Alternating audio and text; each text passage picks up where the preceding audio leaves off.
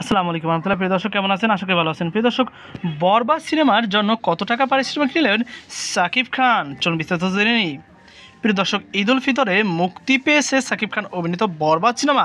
মুক্তির পর থেকেই হইচই পড়ে গেছে চারদিকে। এই সিনেমার মাধ্যমে চলচ্চিত্র পরিচালক হিসেবে অভিষেক হলো মেহেদী হাসান হৃদয়ের।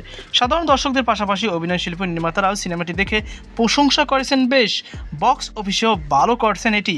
এরই মধ্যে সিনেমার বাজেট, সাকিব খানের পারিশ্রমিক নিয়ে কথা বলেছেন নির্মাতা হৃদয়। 2012 সাল থেকে টিভি নাটক কাজ করেছেন মেহেদী হাসান হৃদয়। বরবাদ তার প্রথম সিনেমা, আর অভিষেকেই ধামাকা দেখালেন।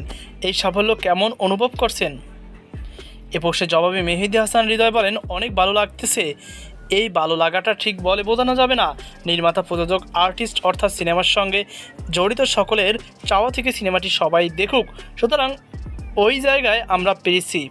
রিয়েল এনার্জি প্রোডাকশনের ব্যানারে নির্মিত হয়েছে বরবাদ সিনেমাটি। এটি নির্মাণে ঠিক কত টাকা ব্যয় হয়েছে এ প্রশ্ন রাখতে হৃদয় বলেন, প্রযোজককে এ প্রশ্ন করলে ভালো হতো। আমি একদম সঠিকভাবে বলতে পারবো না এত টাকায় খরচ হয়েছে, তবে 15 থেকে 16 কোটি টাকা তো হবেই। দেশে প্রেক্ষাগৃহের সংখ্যা কমে গেছে। সিঙ্গেল স্ক্রিন, মাল্টিপ্লেক্স মিলিয়ে এখন পর্যন্ত 123টি প্রেক্ষাগৃহেতে চলছে বরবাদ সিনেমা।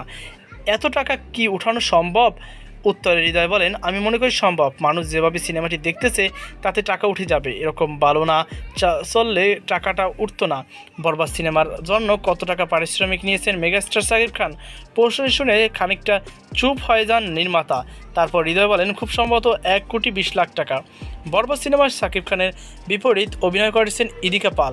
এছাড়াও অভিনয় করেছেন যিশু সেনগুপ্ত, শহীদুজ্জামান সেলিম, মিশা সওদাগর, ইন্তেখাব দিনার, মামুনুর রশিদ প্রমুখ।